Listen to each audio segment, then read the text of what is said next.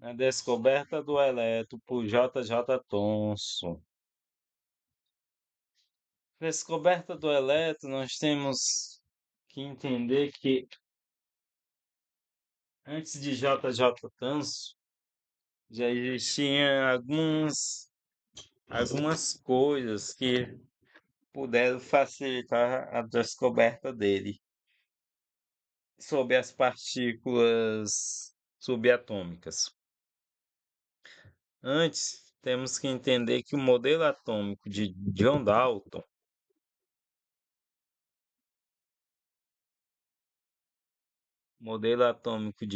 Dalton era uma bola.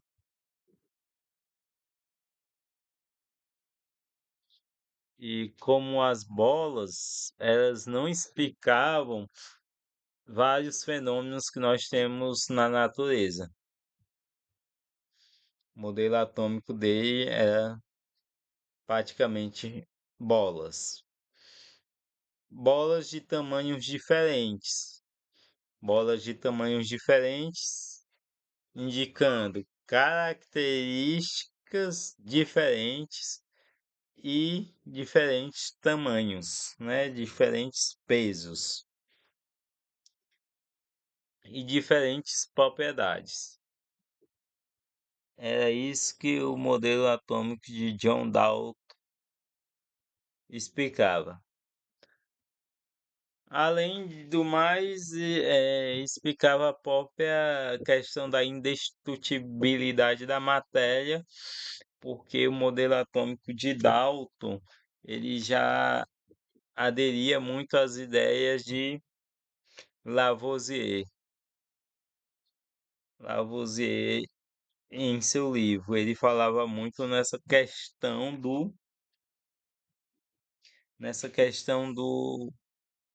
da indestrutibilidade da matéria, ou seja, na natureza nada se cria, nada se perde, tudo é transformado. Antes uma das primeiras limitações do modelo de Dalton foi a questão da âmbar ou de determinados materiais que com atrito coisava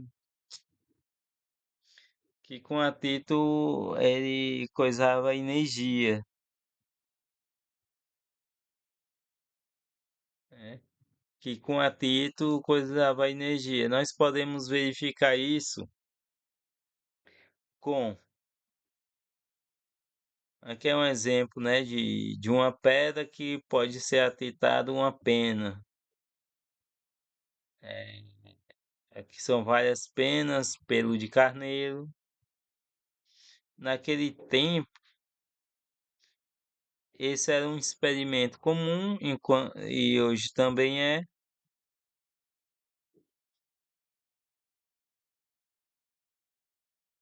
No entanto, o modelo atômico de Dalton não conseguia explicar esse experimento, e já era bastante conhecido da época. Existem várias versões dele, né? Simples. É, vidro com uma lã, você vai atitando, depois o, ambos saem com cargas carregados. Essa carga é interessante que com o passar do tempo também ela volta ao normal, porque o experimento acaba.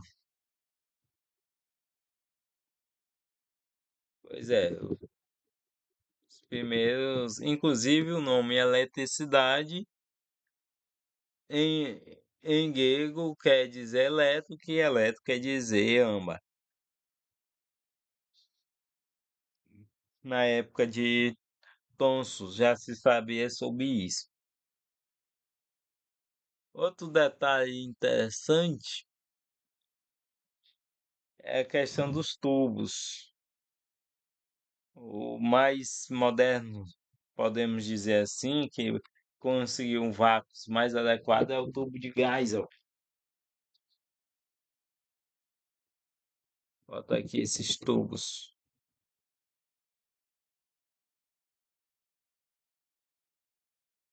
Mais ou menos isso. Foi através desses tubos, principalmente a vácuo,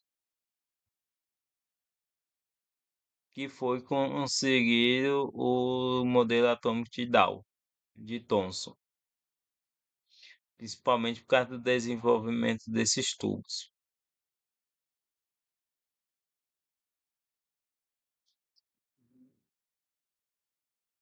No tempo de Dalton, os átomos eram considerados indivisíveis. A descoberta do elétron por J. J. Thomson em 1897 foi a primeira indicação da existência de partículas menores que os átomos. A descoberta de Thomson permitiu especulações a respeito da estrutura interna do átomo e estendeu a esperança de que pudessem ser verificados experimentalmente.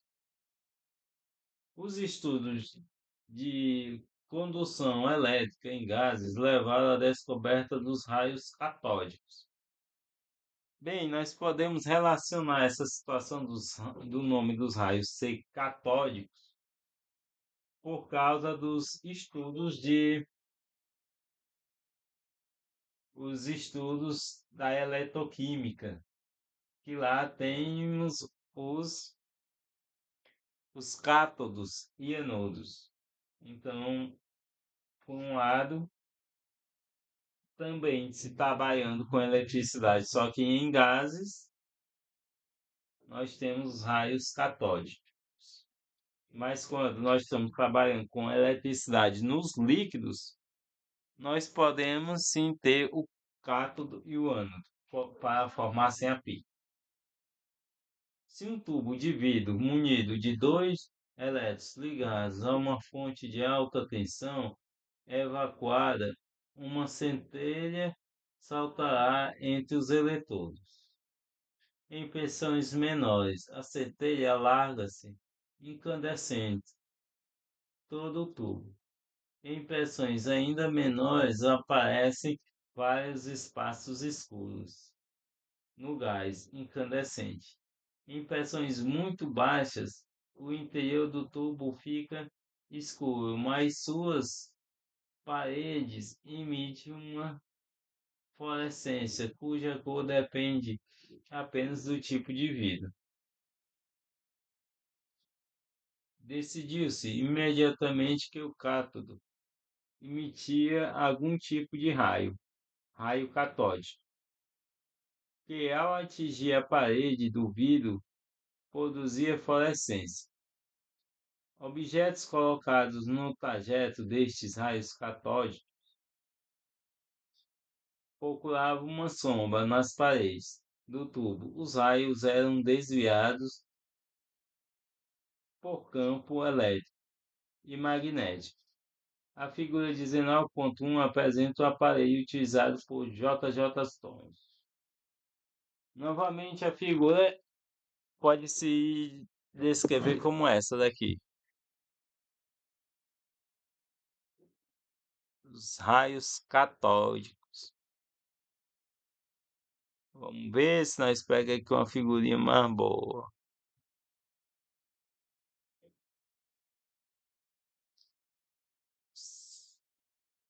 É, são vários modelos. Vamos ver aqui que pega um.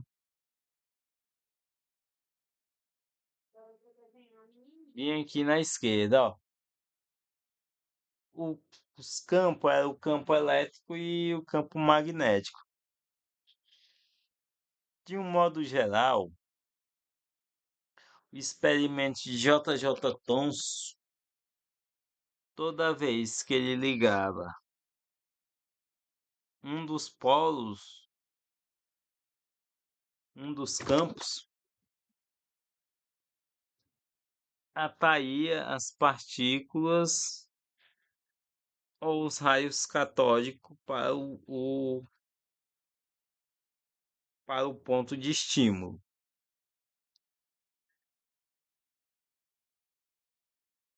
Os raios catódicos, eles geralmente eram de partículas negativas, né, que são os elétrons. Então, toda vez que ligava-se o campo magnético positivo, essas partículas eram atraídas por ele. Esse seria um resumo dos, dos experimentos de JJ Thomson.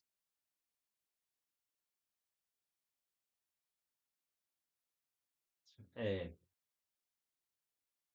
apre- apresenta o aparelho utilizado por JJ Thomson nessa famosa experiência que demonstrava ser os raios catódicos uma corrente de partículas posteriormente chamada elétrons, num tubo com alto vácuo. Ou seja, eles buscavam o vácuo, o maior vácuo possível da época, né? Nós sabemos que na época tinha muitas limitações científicas e tecnológicas.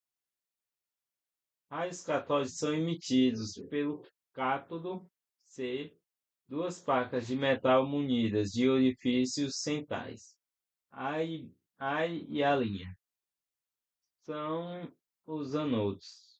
A passagem através dos dois orifícios, colina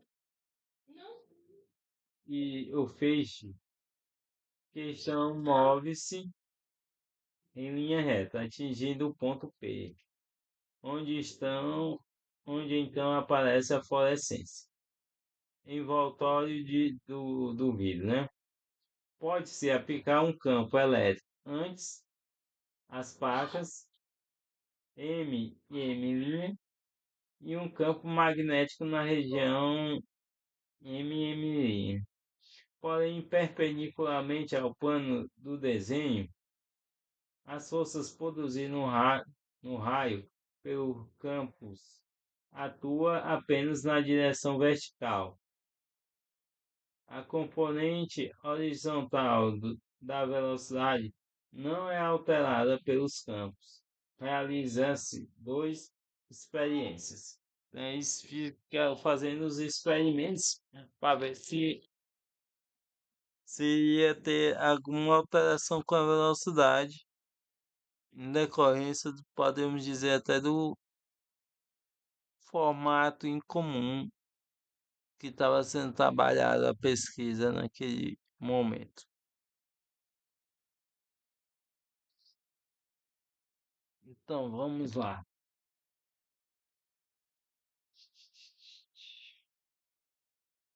O campo elétrico é aplicado e atrai o raio para baixo, desviando a incandescência para P. O campo magnético H é aplicado e ajustado de tal maneira que a marcha retome a posição original, P. Se o raio consiste de partículas de carga e a massa m, então a força sobre o raio de, devido ao campo elétrico é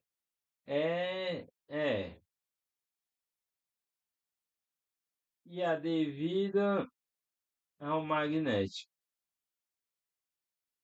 E HV, onde é V é o componente horizontal da velocidade da partícula e C é a velocidade da luz.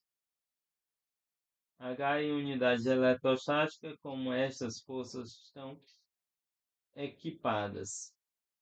E obtemos componentes horizontais da velocidade em termos.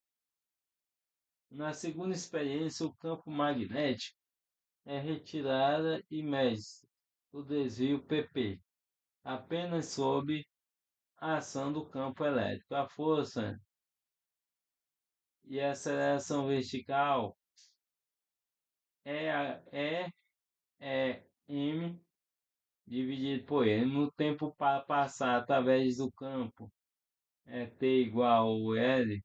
Após este tempo, o componente vertical da velocidade é trabalho, é pequeno, é maiúsculo e dividido por m. Neste mesmo tempo, o deslocamento vertical é o valor de pode ser calculado a partir do deslocamento de PPi do comprimento L, utilizando seu valor para T. Temos que é a razão carga elétrica. E utilizando o valor para a partir da equação, deixa eu ver aqui se eu obtenho essa equação para a gente ter uma ideia. E foi a equação de JJ Thomson para a aplicação do seu modelo.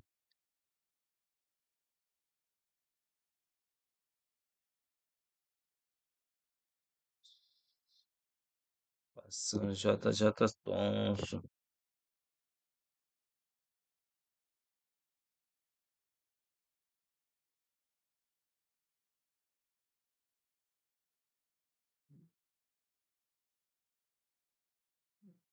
É mais ou menos essa.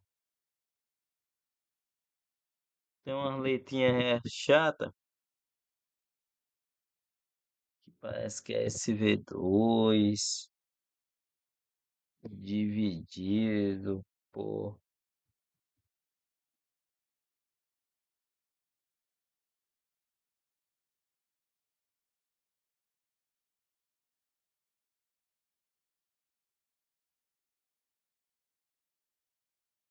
hum,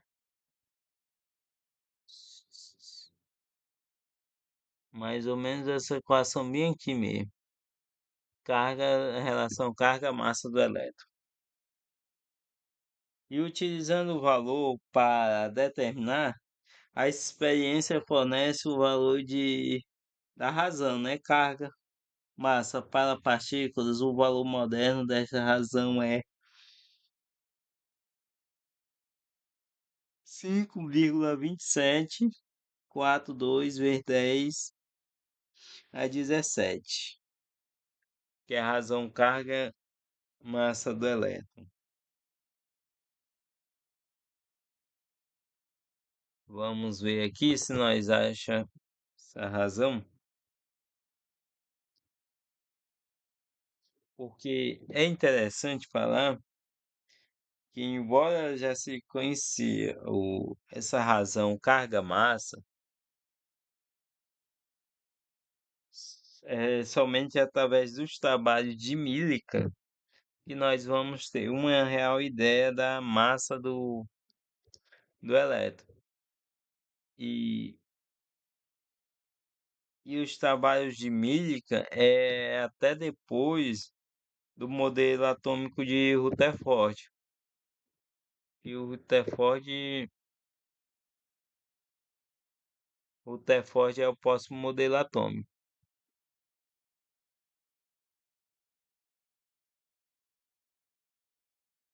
Hum.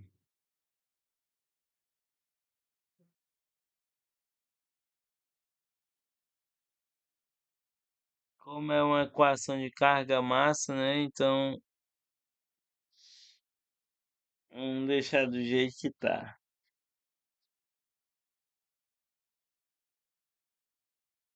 A partir da direção do desvio, verifica-se que é negativa a experiência anterior sobre eletrodes. Levaram a medida da razão carga-massa do hidrogênio, que é o átomo mais leve. O valor moderno é 2,871 unidades de grama. A relação carga-massa para partículas catódica foi cerca de 1.840 vezes o valor do hidrogênio. Naquele tempo não se sabia se isto era devido a uma diferença em massa, carga ou a ambos. Em 1913, Robert A. Millikan mediu a carga do elétron diretamente a partir da experiência da gota de óleo. Millikan fez um experimento com a gota de óleo. Esse experimento muito cuidadoso para ele obter o valor da carga do elétron. A partir do peso atômico do hidrogênio,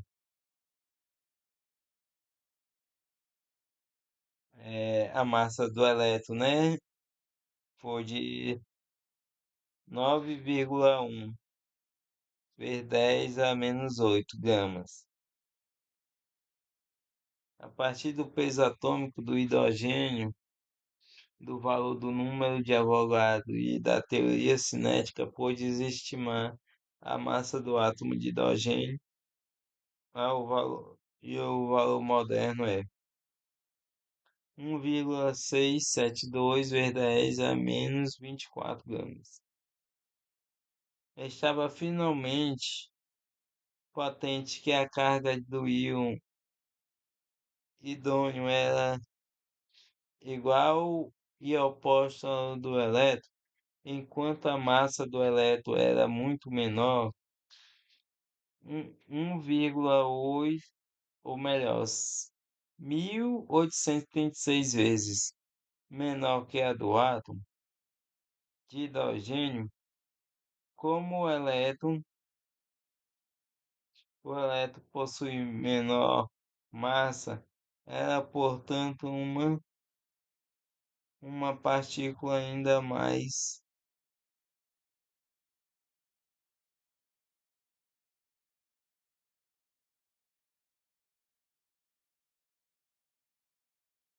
hum, Vezes como o elétron possui menor massa, era, portanto, uma partícula ainda mais elementar que o átomo.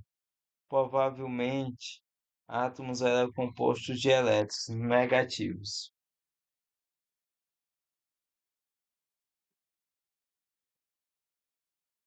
E a matéria carregada positivamente de massa muito maior. Após o trabalho de Thomson, foi possível pensar em como poderia ser construída átomos com tais materiais. Bem, os trabalhos de Thomson foi muito importante porque foi através dele que pôde-se determinar a massa-carga do elétron, né? A massa-carga do elétron.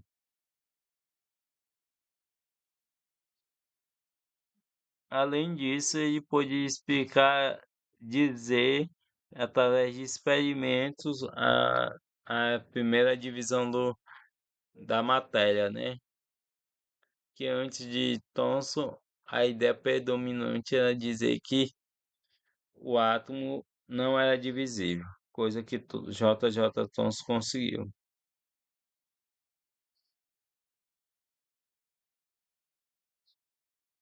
É, isso foi algumas contribuições, né, de J. Thomson para o modelo atômico. E já agradeço a todos e boa noite.